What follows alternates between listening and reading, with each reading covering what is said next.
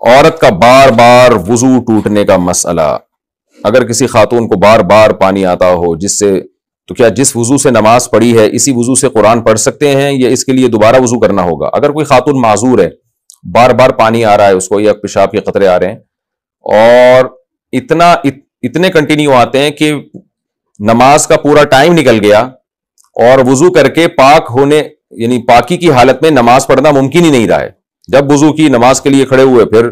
سلام پھیرنے سے پہلے خطرہ آ گیا یا کوئی تری آ گئی، تو یہ خاتون پھر معذور کہلائے گی۔ تو کسی مرد کے ساتھ ایسا ہو کہ پورا نماز کا ٹائم گزر جائے اور وضو کر کے پراپر نماز پڑھنا ان کے لیے ممکن ہی نہ ہو، یعنی سلام پھیرنے سے پہلے پھر خطرہ آ جاتا ہے، تو پورا نماز کا ٹائم اسی طرح گزر جائے،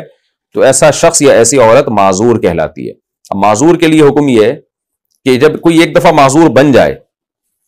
تو پھر ہر نماز میں یہ ضروری نہیں ہے کہ ہر نماز میں پورا ٹائم تک کنٹینیو قطرے آتے رہیں، اس لیے کہ یہ کون بیٹھ کے دیکھتا رہے گا 24 گھنٹے، بس ایک دفعہ اگر ایسا ہو جائے تو وہ معذور ہے۔ پھر معذور کا حکم کیا ہے کہ پھر ہر نماز کے لیے جب بھی وقت داخل ہوگا نا، آپ نے ایک وضو کر لینا ہے، پھر اس وضو سے جتنی چاہیں نمازیں پڑھیں، تلاوت کریں، ہر نماز یا ہر تلاوت کے لیے الگ سے وضو کرنا ضروری نہیں ہے، بس اس ٹائم میں ایک وضو کافی ہے۔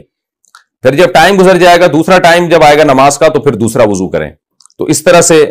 وضو کریں۔ اور ایسا معذور صحت مند اس وقت کہلائے گا کہ جب نماز کا پورا ٹائم گزر جائے اور ایک دفعہ بھی وہ معذوری لاحق نہ ہو اس کو، جیسے کسی کو قطروں کی بیماری ہے، تو اب نماز کا جب پورا ٹائم گزر گیا اور ایک دفعہ بھی قطرہ نہیں آیا اس کو، تو یہ آدمی پھر یا یہ خاتون پاک یعنی صحت مند سمجھی جائے گی، پھر یہ معذوروں والے حکام اس سے ختم ہو جائیں گے۔